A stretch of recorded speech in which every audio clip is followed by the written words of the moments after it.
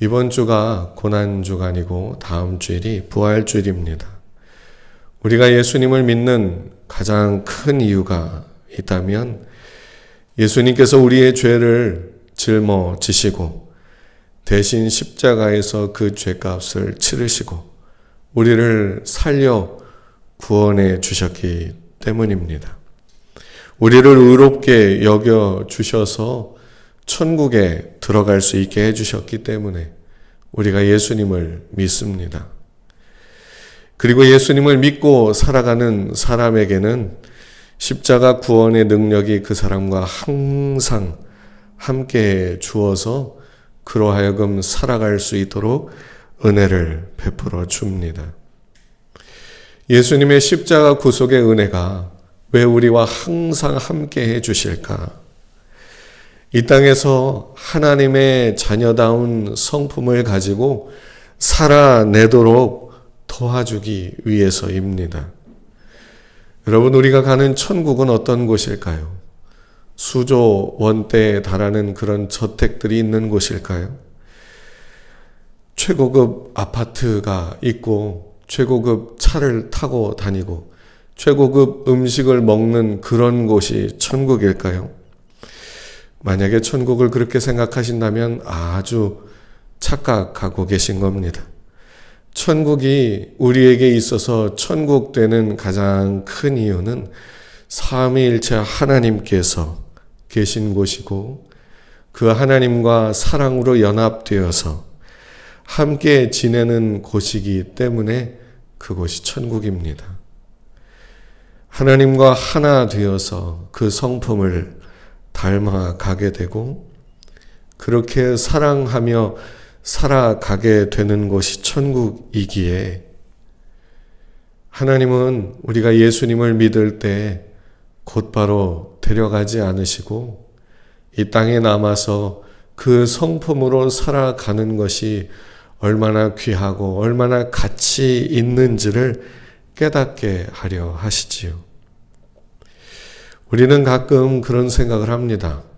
예수님을 믿으면 바로 천국으로 데리고 갔으면 좋겠는데 그러면 우리가 이렇게 살면서 하나님 앞에 부끄러운 모습으로 살지 않고 하나님께 늘 미안하고 죄송스러운 마음으로 살지 않고 딱 깔끔하게 이 땅에서 딱 예수님 믿고 그때 딱 천국 가면 좋겠는데 하나님은 그렇게 하지 않으시지요.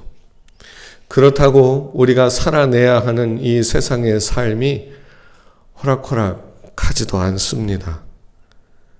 우리에게는 예수 믿는 사람이라 할지라도 남들에게 말하기 어려운 고통이 있고 남들에게 말하기 부끄러운 허물이 있고 남들에게 보여주기 싫은 내 안에 약하고 약한 상처들이 있습니다.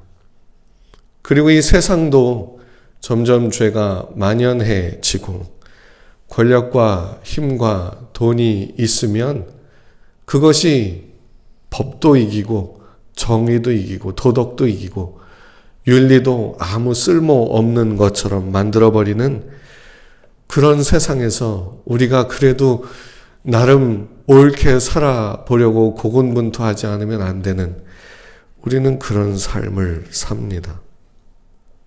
그러다 보니까 예수님을 믿고 구원받았다고는 하지만 구원받은 자답게 살아가지 못하는 우리의 모습이 항상 문제가 되고 세상에서도 예수 믿더니 그걸 그렇게밖에 못 사냐라는 비난을 받는 그런 모습이 되고 말았습니다. 그래서 예전에는 저는 이런 기도도 했어요. 하나님께서 보실 때 내가 믿음이 제일 좋은 그때 딱 데려가 달라고. 믿음이 아주 형편없어서 곤두박질 치고 진짜 예수 믿기 전보다도 더 피폐해진 삶을 살 때 말고 교회에서도 정말 열심히 봉사 헌신하고 마음도 정말 열정으로 가득 차고 누가 봐도 와 예수 잘 믿는다 하는 그때 딱 데려갔으면 좋겠습니다 라고 기도했었는데 참 신기하게 믿음은 점점 떨어져 가는 것 같이 느껴질 때가 많습니다. 왜 그럴까? 그런데 저만 그런 게 아니라 예수님을 믿는 모든 사람들이 다 그런 것 같아요. 예수님을 처음에 믿고서 막 충만할 때는 힘든 줄 모르고 지치는 줄 모르고 봉사하고 섬기며 살다가 어느 순간 딱 한계에 달하면서부터 꺾이기 시작하지요. 이런 말씀을 드리는 이유는 예수 믿어도 소용없다라는 걸 말씀드리기 위해서가 아니라 예수 믿기 전에도 예수님이 절대적으로 필요한 것처럼 예수 믿고 나서도 예수님이 절대적으로 필요하다는 걸 알려드리기 위해서입니다. 예수님은요, 예수님을 전심으로 구하는 자에게 그에게 은혜를 베푸시고 그 은혜로 능력이 되어 그의 삶을 힘내어 살아가도록 도와주십니다. 무엇보다도 하나님의 성품, 성령의 열매, 9가지 열매로 소개되고 있는 그 성품의 열매로 살아가도록 우리를 이끌어 주십니다. 우리는 그 삶을 살아가기 위해서 예수님께서 우리에게 베푸시는 그 은혜가 무엇인지를 잘 알고 그 은혜를 구하며 살아야 됩니다. 주님이 우리에게 베푸시는 은혜가 무엇인지 본문을 통해서 4가지를 말씀드리려고 합니다. 첫 번째는요, 예수님께서 우리에게 베푸시는 은혜는 우리의 슬픔을 맡아주신다는 거예요. 예수님은요, 우리가 겪고 경험하는 슬픔이 무엇인지 아시고 함께 아파해 주십니다. 사람들마다 그 속에 남들이 알지 못하는 슬픔과 아픔이 있습니다. 시대가 발전할수록 우울증을 겪는 사람들이 늘어난다고 해요. 그리고 이 우울증이라고 하는 건 남녀노소를 가리지 않고 빈부귀천도 가리지 않는다고 합니다. 우리 마음속에 있는 그 아픔과 이상하게 뭐라고 설명하기 어려운 그런 슬픔들이 우리 안에 있지요. 그런데 예수님은요, 우리의 그 슬픔을 맡아주십니다. 그리고 그 슬픔이 생기게 된 이유들, 우리의 과오가 될 수가 있고 잘못과 허물이 될 수도 있고 무언가 부족한 요소들이 있겠지요. 그것도 담당해 주십니다. 무엇보다도 예수님이 우리에게 베푸시는 가장 큰 은혜는 슬픔의 세력이 우리를 지배하지 못하게 막아주십니다. 슬픔은 느끼지만 슬퍼할 수밖에 없는 그런 과거의 일들을 가지고 있지만 그 슬픔이 하나의 세력이 돼서 우리의 마음을 짓눌러서 지배해서 아무것도 못하게 만드는 그런 일이 없도록 막아주신다는 거지요. 옛날에 가수 임재범 씨가 어떤 프로그램에 나와서 자기가 우울증에 시달렸던 때를 이야기했던 적이 있었습니다. 심각한 우울증과 조울증으로 인해서 나락에 떨어졌을 때 뭐라고 이유를 찾을 수가 없는데 불안함이 자기 마음을 한번 지배해서 엄습해 오면은 뭐 어떻게 방법이 없는 거예요. 술을 마셔도 잊혀지지가 않고 뭘 해도 무슨 짓을 해도 거기에 붙들려 가지고 벗어날 수가 없는 거예요. 그래서 자기도 모르게 죽음을 생각하고 죽음을 바라보고 그렇게 지냈었던 때가 있었다고 합니다. 그리고 자기 자신을 벌 주는 의미에서 한겨울에도 난방을 하지 않고 그 냉골에 자기 자신을 방치해 버릴 정도로 왜 그런지 모르게 그래야 될 것 같아서 그렇게 지냈던 때가 있었답니다. 거기에 설상가상으로 생활고도 겹쳐서 더 깊은 절망의 구렁텅이에 빠졌다고 하지요.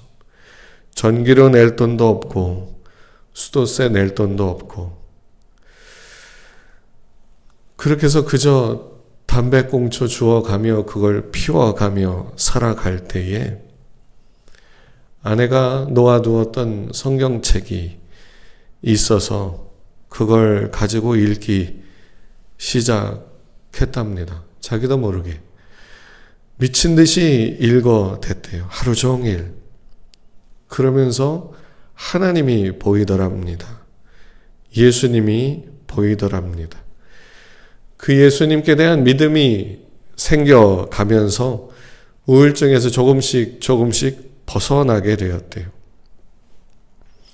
그리고 거기서 완전히 벗어나게 됐고, 그리고 1만 명이 참석한 콘서트장에서 자기가 예수 믿는 사람이라고 하면서 이러한 자기의 이야기를 했다고 합니다. 여러분, 아무리 힘들고 어려워도 힘들고 어렵기 때문에 그 모습 그대로 예수님께 나아가시기를 축복합니다. 내가 슬픔을 이겨내고 내가 견뎌내고 내가 벗어내야 되는 게 아니라 주님이 이겨내게 하시고 벗어나게 하시고 거기서 나오도록 도와주십니다. 보통 고난주간이 되면 사람들은 이렇게 말해요. 예수님 얼마나 아프셨을까? 혹시라도 예수님의 십자가를 보며 예수님의 아픔이 느껴지신다면 그게 내 거구나. 나한테 있었던 걸 주님이 맡아주신 거구나. 이렇게 생각하시면 될 것 같습니다.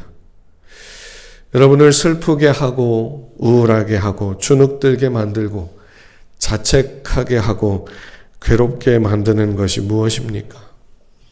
살다 보면 그럴 수 있습니다. 사람은 불완전합니다. 그래서 예수님이 그 앞에 나오는 그 사람들의 슬픔을 맡아주시는 겁니다.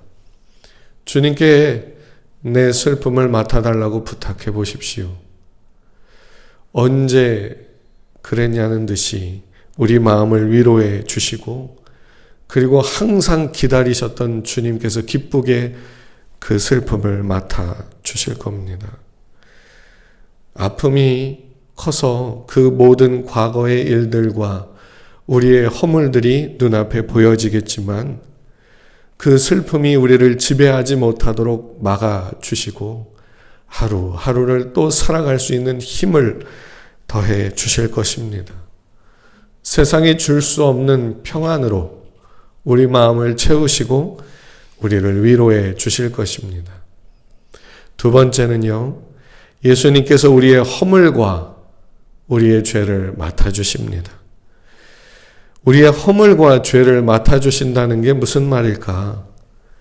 그에 대한 책임을 지옥으로 부담하지 않게 해 주신다는 말입니다. 허물과 죄로 인한 책임을 우리로 부담하지 않게 해 주신다는 거죠. 물론 때로는 그 책임을 부담해야 될 때가 있습니다. 그런데 그 마지막이 지옥이 되지 않도록 막아주신다는 거지요. 예수님께서 우리의 죄와 허물을 맡아주시기에 우리는 하나님의 은혜 아래에 거하게 됩니다. 로마서 5장 20절을 보면 죄가 더한 곳에 은혜가 더욱 넘쳤다라고 말합니다. 죄가 더하는 곳에 그곳에 은혜가 더욱 넘쳐나더라라는 거지. 죄는 더해가는데 은혜는 줄어들고 죄는 더해가는데 하나님의 분노와 형벌이 늘어나는 게 아니라 죄가 더해져가는 그곳에 하나님의 은혜도 더 주어진다는 겁니다. 왜 그럴까요?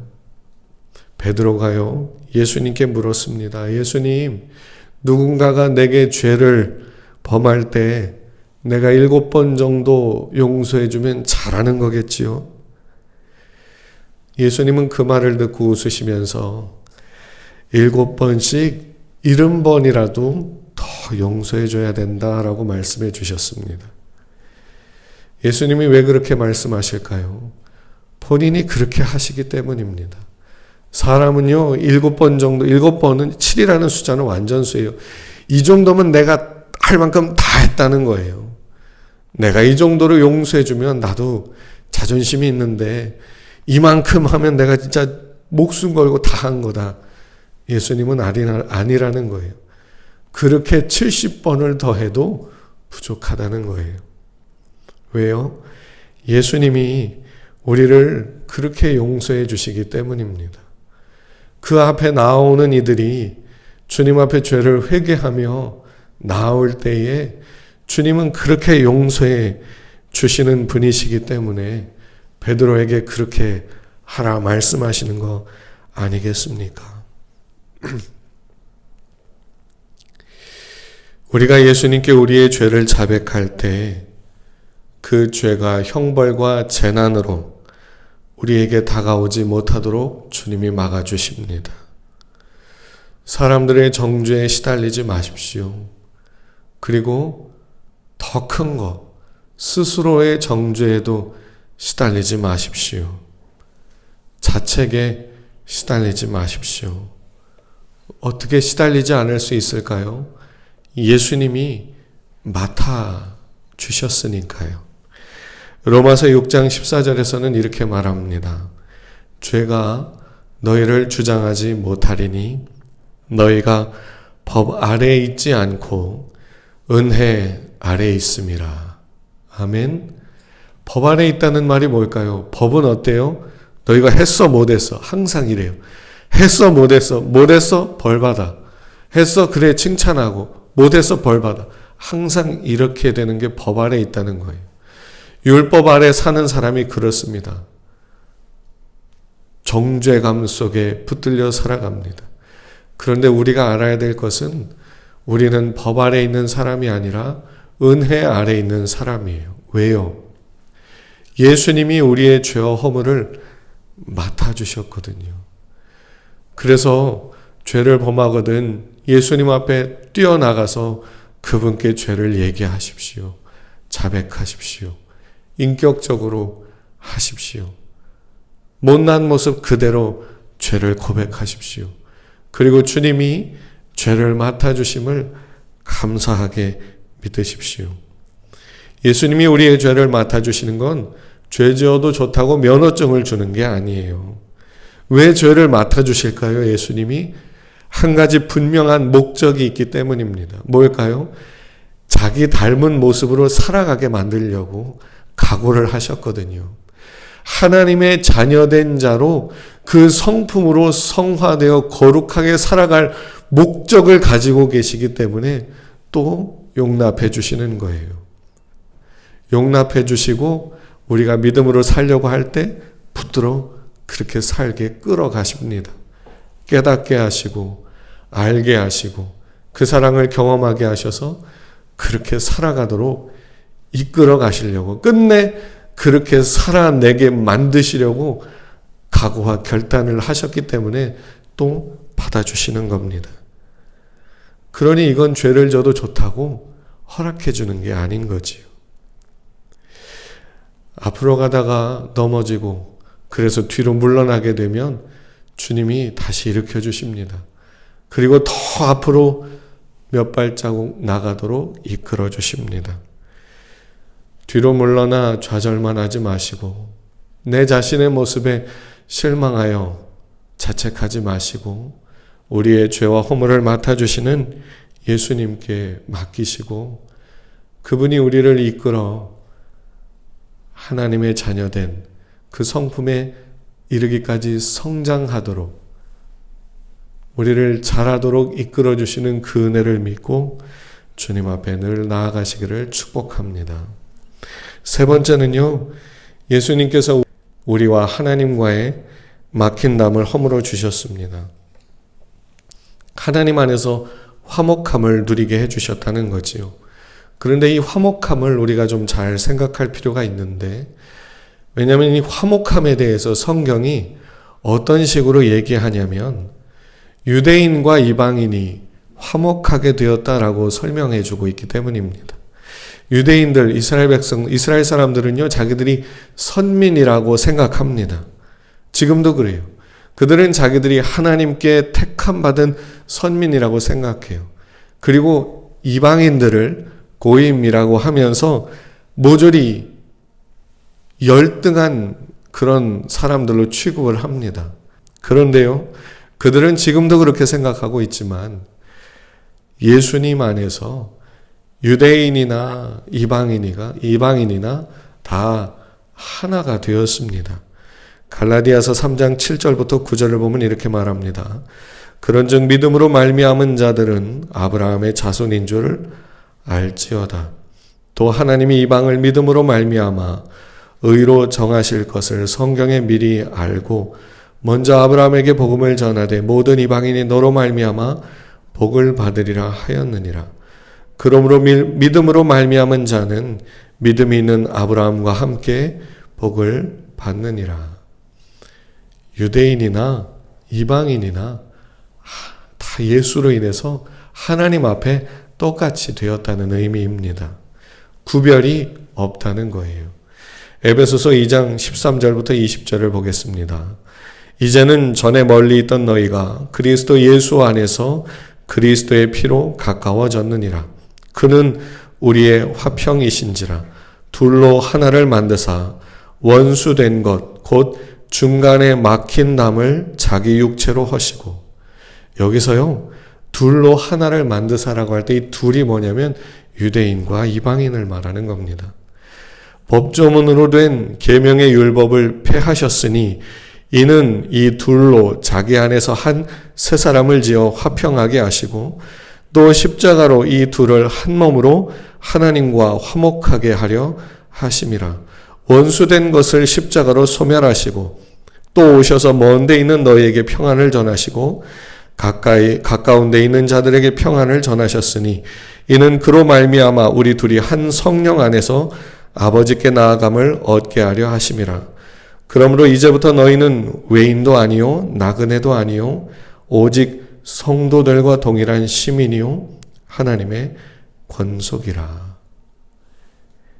유대인과 그 핏줄로 인해서 좁혀질 수 없는 이방인이 그 사이에 있는 이 담이 예수의 피로 다 허물어졌고 성령을 통해서 하나가 되게 하셨다는 겁니다. 그래서 모든 믿는 자들이 다 예수 안에서 하나님의 가족이 된다는 겁니다. 하나님의 자녀가 돼서 그 성품으로 살아갈 수 있게 됐다는 겁니다. 예수 그리스도의 복음은 하나님께서 그 구원과 사랑과 연합의 관계에 들어오도록 모든 이에게 내미시는 주님의 초청의 손길입니다. 우리도 이 초청을 받았고 예수님을 믿어 하나님의 가족이 되었습니다. 우리도 다른 많은 이들에게 손을 내밀어 이 가족에 들어오도록 해야 될 줄로 믿습니다. 하나님과 화목함을 얻은 사람으로서 하나님의 가족이 되었음을 믿으시기를 축복합니다. 탕자가 집을 나아갔을 때 그 아버지가 어떠했습니까? 둘째 아들이 아버지를 어기고 나갈 때 어거지로 막지 않았지요. 대신에 문 앞에 나가서 돌아오기만을 날마다 손꼽아 기다렸습니다. 그리고 돌아올 때 어떻게 했습니까? 혼내고 꾸중한 게 아니라 버선발로 뛰어나가서 끌어안았지요. 그렇게 기뻐하고 그렇게 안도하며 그렇게 즐거워할 수가 없었던 것처럼 하나님도 우리가 하나님 앞에 나올 때마다 그렇게 기뻐하시고 그렇게 안도하시고 그렇게 즐거워하십니다. 저도 부모가 되어 보니까 아이들이 죄책감을 느끼면서 부모에게서 멀어지는 것, 그때 그렇게 마음이 슬프고 아프더라고요. 그런데 자기가 이랬다고 얘기하면서 나올 때 잘못한 거 책망은 하지만 그래도 그 모습이 너무 귀하고 너무 소중하더라고요. 하나님도 우리가 하는 그거보다 더 더 깊은 사랑으로 우리를 대해주지 않겠습니까? 날마다 하나님의 가족이 되었음을 믿고 그 하나님 안에 화목함의 은혜를 늘 경험하게 되시기를 축복합니다. 마지막으로 예수님께서 우리의 질병을 맡아 주십니다. 참 몸이 아프면요, 그 통증이라고 하는 건 어떤 생각도 다 멈춰버리게 만들고 삶에 대한 의욕과 열정을 다 상쇄시켜 버리는 것 같아요. 질병으로 고통당하는 그 고통을 겪어보지 못한 사람은 그 고통이 얼마나 큰지 모릅니다. 겪어봤어도 지금 겪고 있는 그 사람의 마음을 참 이해하기가 쉽지 않은 것 같아요. 그때의 기억을 떠올린다는 게 쉽지 않기 때문이지요. 그런데 예수님께서 십자가에서 채찍에 맞으시고 살이 찢기고 뼈가 꺾이는 고통을 당하심으로 질병으로 인해서 고통받을 수밖에 없는 우리의 이 고통을 맡아 주셨다는 것을 믿으실 수 있기를 바랍니다. 주님의 채찍에 맞음으로 우리가 나음을 얻게 되었다는 말씀이 그 말씀이지요. 주님이 우리를 고치길 원하시고 우리를 온전케 해주시길 원하시고 회복시켜 주길 원하신다는 그 확신을 가지셔야 한다는 말입니다. 내게 이 질병과 아픔을 허락하셨을지라도 그것이 하나님의 본심이 아니라는 것을 확신하셔야 된다는 거지요. 때로는 욥에게 질병을 허락하심 같이 우리에게 허락될 때도 있습니다. 혹시 송명희 시인을 아십니까? 의사의 실수로 인해서 태어날 때, 어머니 뱃속에서 나올 때 뇌를 이분이 그 의료용 도구로 뇌를 건드려 가지고 뇌성마비로 태어났습니다. 태어날 때 자기의 잘못도 아니고 자기의 어떤 의지가 있었던 것도 아니고 그 부모의 그 어머니에게 어떤 허물이 있었던 것도 아니고 완전 제3자 의사 때문에 뇌성마비로 태어났습니다. 하나님께 고쳐주시기를 수없이 기도했답니다. 그렇게 해서 19살 때 다른 친구들은 다 학교 가고 얼마나 예뻐요. 학교 가고 공부하고 또 그들의 미래를 꿈꾸고 막 그렇게 열심히 살아가는 그 친구들의 모습을 보면서 자기를 비교해 보면 아무것도 못하고 공부도 못하거든요.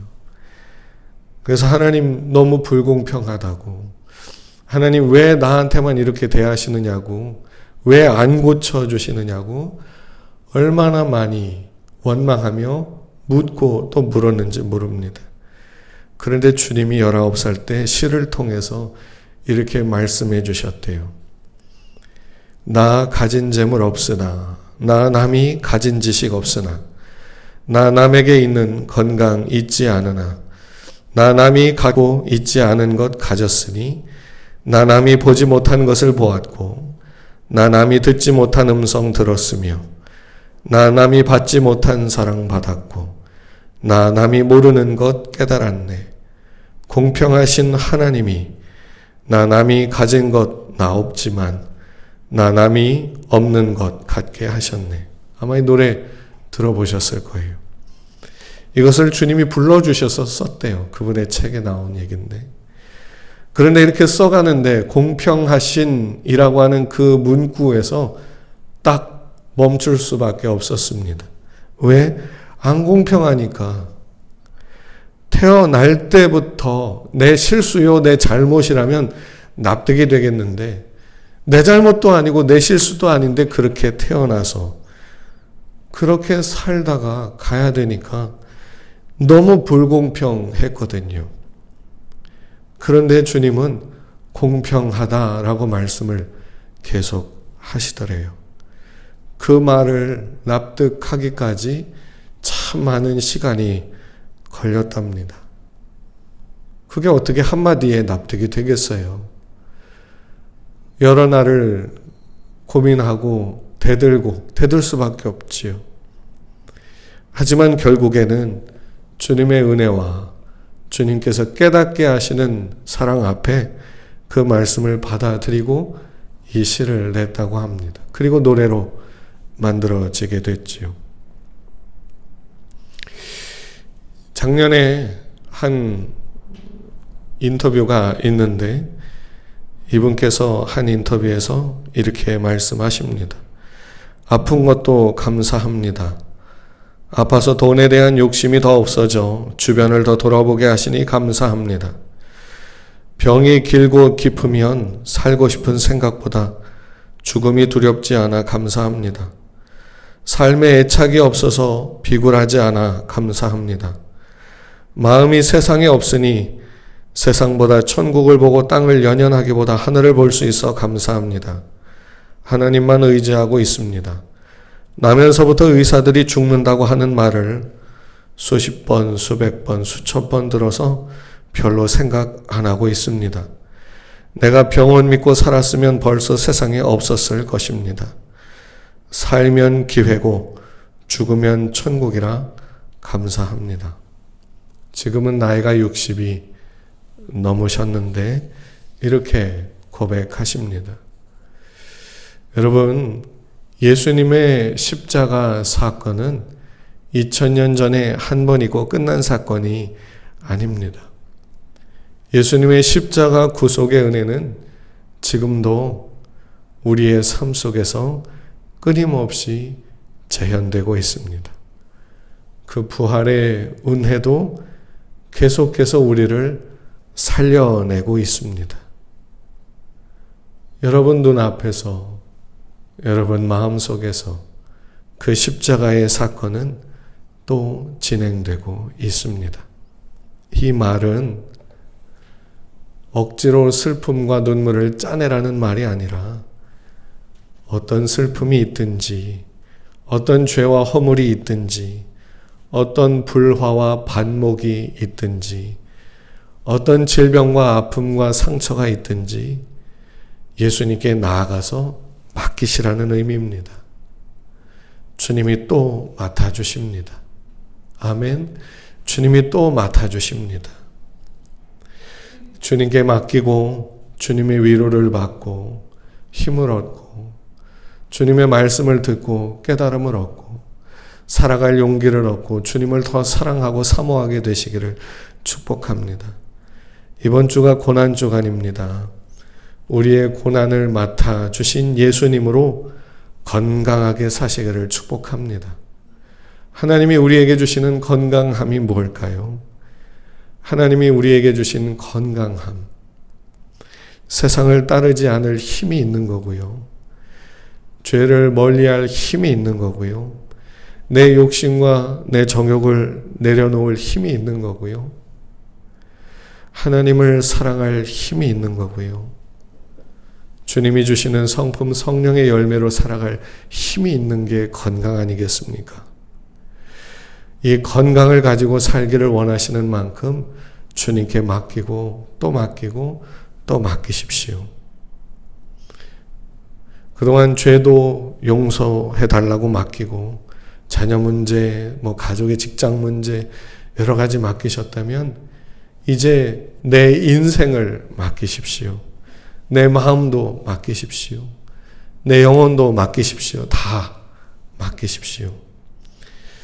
주님께 내 삶의 운전대를 내어드리는 것이 제일 좋지 않겠습니까? 주님께 맡기면 잃는 것 같이 보일 때가 있을 거예요. 손해보는 것 같이 느껴질 때가 있을 거예요. 다 놓쳐버리는 것 같이 여겨질 때가 있을 거예요.